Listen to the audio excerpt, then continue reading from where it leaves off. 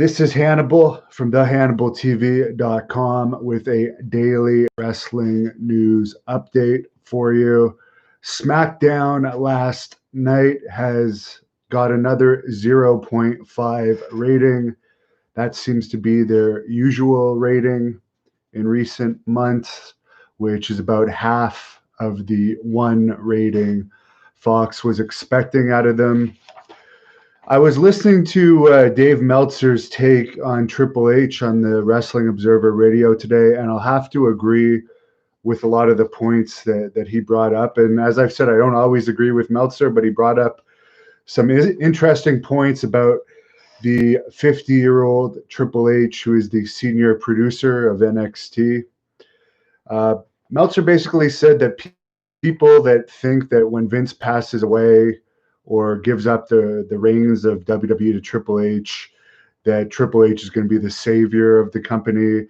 But the people that are saying that aren't actually looking at his results. Interest in WWE as a whole is currently way down now, as well as interest in NXT, which he's in charge of. The reality is NXT is getting destroyed in the ratings. Out of the 36 Wednesday night wars that have taken place in the ratings, AEW has beat NXT 30 times.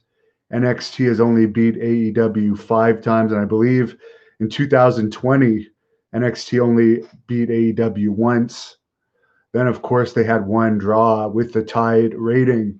But even though NXT beat AEW in the actual ratings 5 times, they've only beat AEW in viewership 1 time, because ratings are the ones that they look at is how much of the 18 to 49 demographic is watching the product, because that's a critical age for advertisers.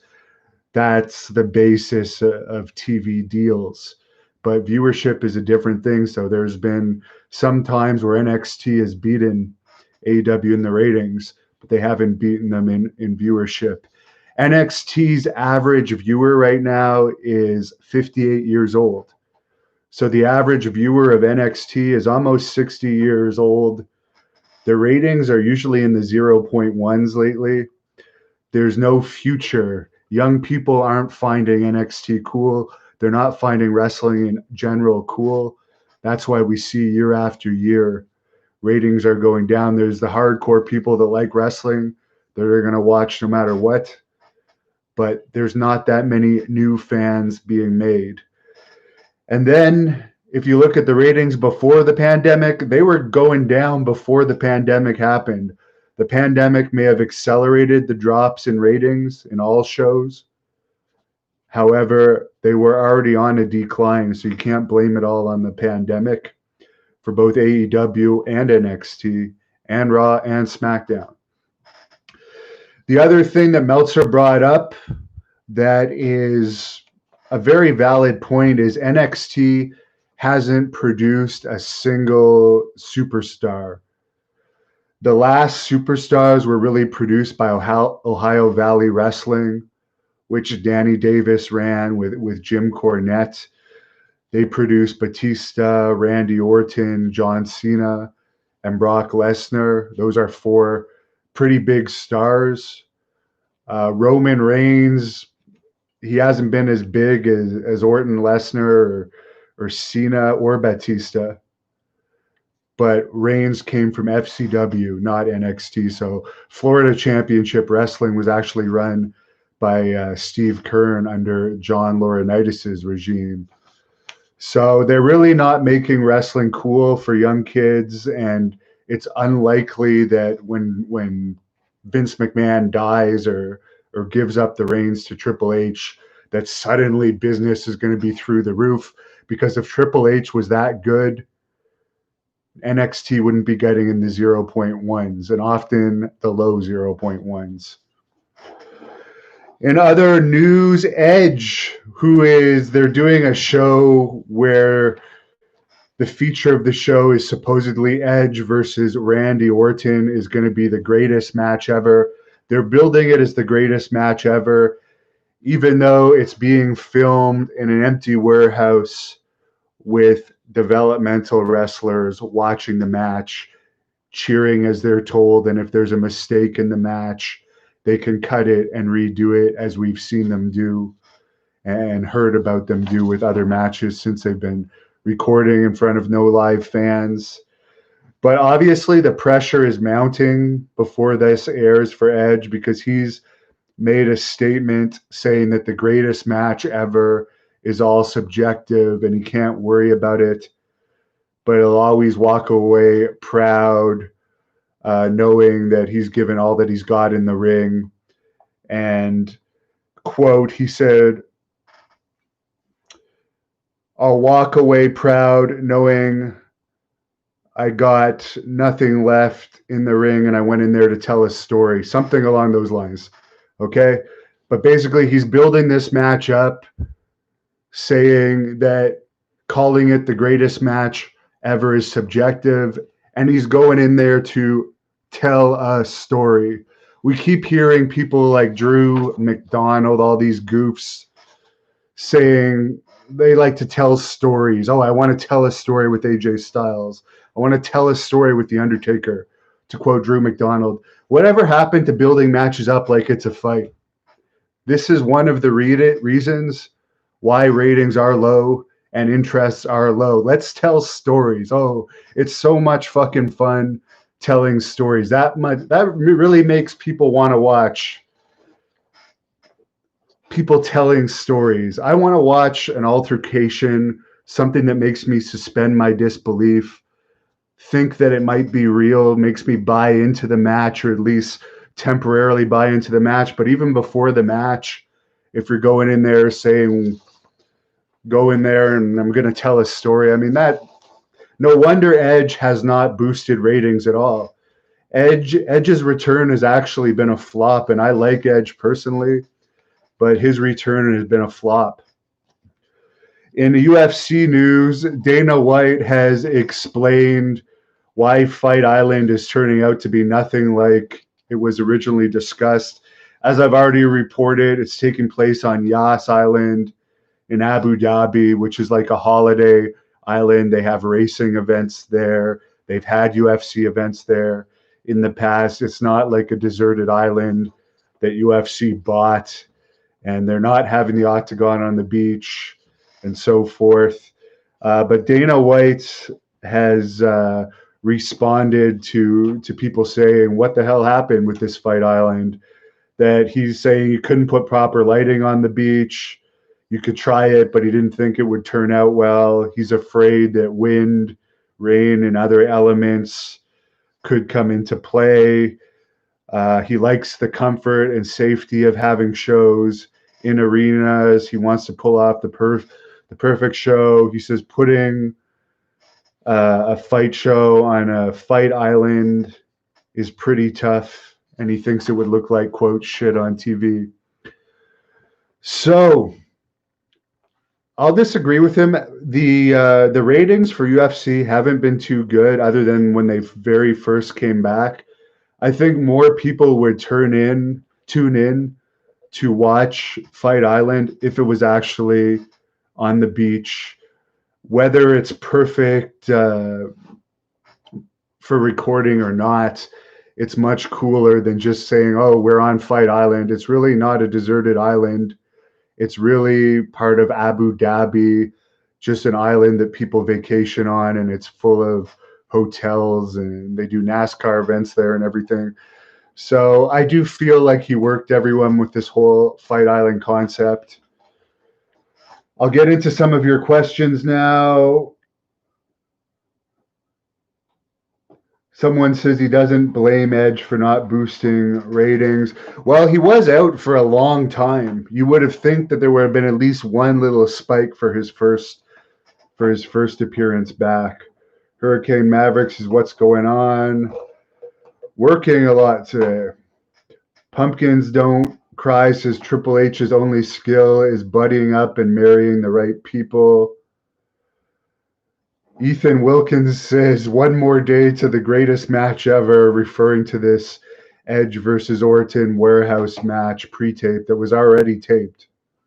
That Edge reportedly, according to what he says, he told a great story in this match. So don't watch it to see a feud settled. Don't watch it because they dislike each other. Don't watch it because they want to see who's going to get the next shot at a title. They just told a great story in a match. They worked together to tell a great story to try and entertain us. Marcus Steele says, I wish the creative reins would have been given to Shane. That would have been interesting. Mr. 22 says, that's the kind of ego WWE has. They say no more big stars, but they're on TV with no stars. No stars means no business. Can't be all Triple H. Nobody gets it. Nicholas Rock says Dave Bautista called Triple H a freak. Marcus Steele says Shane seems like a great dude.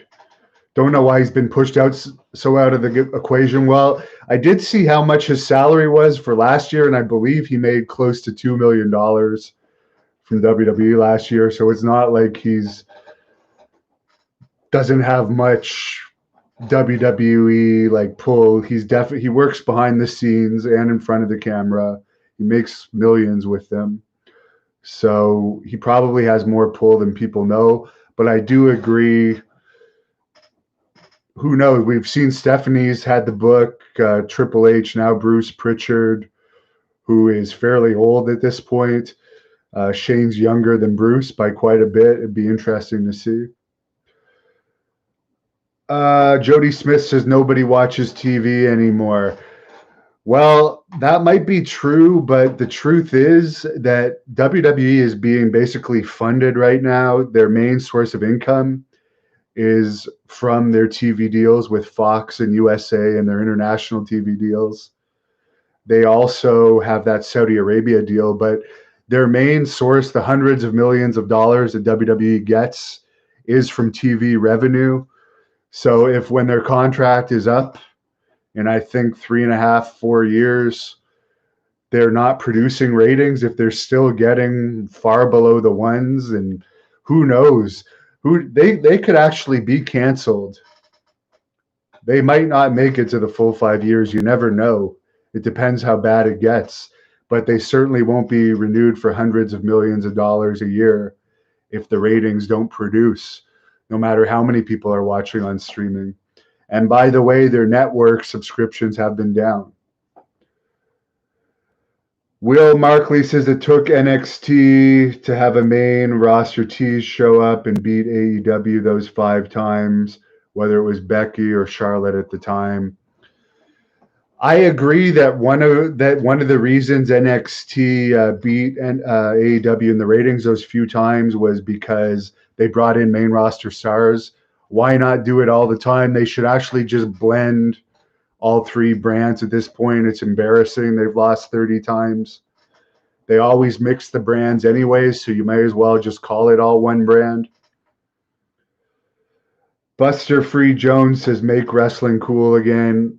I don't see anything happening right now with wrestlers just continuously going on media. Otis has done it. Everybody's done it. Drew McDonald, Edge. They totally break kayfabe all the time. Undertaker even does it. People don't want to know that it's writers controlling everything. It's just turned into crap. To make it cool again, you have to make people suspend their disbeliefs, and that just isn't happening. And it's unfortunate. Chris Lee says hashtag leg slap. Michael Allen says firing Heyman was stupid. Vince is senile. Well, Raw has had ratings in the 0.4s lately, and they are breaking record lows almost every week. They're hitting record lows almost every week, literally. So yes, you should fire the person that's in charge of creative if that's happening. I do agree with that. Paul Heyman of the 90s is not the Paul Heyman of the 2020s. He's has a lot of money now. He's not operating his own company where it's going to make a difference on he has to put out a good product to get people to come to the shows so he can make money off of the tickets. He's getting the same paycheck in WWE, no matter if the ratings succeed or fail. So the pressure is less. Yes, he got released from his job as a creative, but he still has a cushy job as a manager of Brock Lesnar, which I'm sure pays him a lot. Colonel Quayle says Triple H is the bearded son-in-law of Vince McMahon. Someone says Ricochet disappeared from the face of the earth. Michael Allen says the Jeff Hardy angle last night was an abomination. I actually saw that. I watched the highlights of SmackDown, and I couldn't even watch the 10-minute highlight video. I had to keep skipping because it was brutal. And yes, I know what you're talking about. They had Jeff Hardy fake peeing in a cup. They're playing on all of his criminal charges and issues with drugs and alcohol. So Sheamus made him pee in this cup, which was a cup like this large, and he almost filled it with piss. So that was the first over-exaggeration of it. Then he ended up throwing the piss on Sheamus. And everything is comedy. All the angles, like they did the thing with Morrison and what's his name there? The real world guy doing an angle with Braun Strowman last week where they're just playing practical jokes on him. And it's just bad acted comedy angles. Nothing at all that makes you suspend your disbelief. Nacho Man 64 says he doesn't care about Lashley or McIntyre. Josh May says pro wrestling has climaxed. It's a different generation of kids out there. They don't care about wrestling. And honestly, I haven't been to the gym in over 3.5 months, but at the gym where I work out, I mean, I have some friends in their early 20s that I talk to there, mostly about MMA and boxing. They don't watch wrestling. So I can tell you for a fact that 20-year-olds and high school kids, other than maybe a few exceptions, do not watch wrestling. And as I said, Meltzer reported it, the average age of an NXT viewer right now is 58, which would explain it because I'm 37 and I have zero interest in watching NXT. So it's the 58-year-old super fans that got caught up in wrestling when it was good and are just hanging on to wrestling. Victor Shin says Sanchez, says Edge screwed Lita. Anthony says, tell a story according to the writers, that is. Well, I will have to say that, well, for the younger wrestlers like the Nia Jaxes of the world, their matches are going to be completely choreographed. They're going to have very little say in what they do in the matches. Whenever I wrestled for WWE, which I'm sure it's worse now, but it was like 15 years ago when I had my WWE matches, every single thing was choreographed. There was not one punch that was not choreographed, and we were told what to do by the agents. But I'm sure with experienced veterans like Edge and Randy Orton, who I think Randy Orton makes around $4 million now, he has more say in what he does in the matches and angles. He's got more pull because of his tenure there. Kroon says Riot Girls of Wrestling. Never heard of it. Brett says he hasn't watched since the Attitude Era. Tyler H says Okada versus Omega. Tried to watch it, bored the hell out of me. MK says quit lying, Brett. Talking to someone else in here. Sorry, I get confusing sometimes, all these comments. I won't ask too many more. Joe Publico says Trump 2020. Mr. 22 says, related to the nobody watching TV anymore, NFL ratings were actually up last year from what I understand. The bearded Mohawk says Omega is awful. He's boring. You guys can say what you want. He bores the hell out of me. But mind you, I don't actually hold it against you if you like Omega. Just like some people think I have something against AEW. I don't like it. I don't find it entertaining. It looks like people performing gymnastics moves. When people do all these flips and dives, you have people just standing there waiting to catch them. The leg slapping is off the charts. Everything is comedy. There's people dying and coming back to life in matches. There's people teleporting like Matt Hardy. Like, I just don't want to watch that crap. That is just crap to me. And I'm sorry. That's how I feel. It's not anything else. I'm happy being a reporter. I like MMA. I like UFOs. I like boxing. I'm going to keep moving into domains that I like. Dick Dastardly says nothing about wrestling is entertaining right now. Someone else says everyone uses suicide dives in every match in AEW. Blaine Reed says, shout out to Jerry Gray's GoFundMe. Check out my interview, by the way, with Jerry Gray on here. He's a good guy. He's a wrestler from the 80s, and he is fighting cancer right now. It's a terrible battle. So it's Jerry with a G-E-R-R-Y, or sorry, Jerry-Grey. Look him up on GoFundMe. Donate to him. Chris Monte says 99 WCW was beyond reproach. You know what? I watched WCW till the end, and it was more watchable than the current products. I'll tell you that right now. And I'm not saying WCW was good till the end, but I watched it regularly till the end, every single episode, and it was more watchable than the current product. So I'll end it at that. Have a great night. Follow us on Instagram, Twitter at The Hannibal TV. Go to thehannibaltv.com or in this link and subscribe to the Great North Wrestling Podcasts for instant audio downloads of my full shoot interviews. My New Jack shoot interview is up now at patreon.com/thehannibaltv, along with my Al Snow shoot. Many others, ad-free, and you're helping support me on there.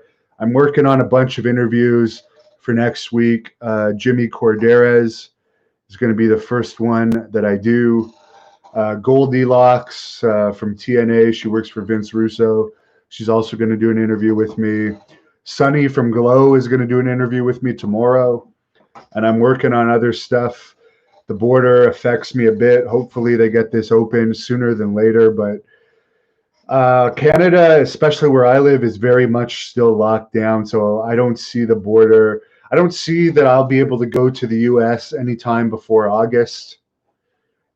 And when I do, there's going to be all kinds of restrictions. But I'm doing my best to keep up as much content as I can during this current situation. So have a great weekend, everyone.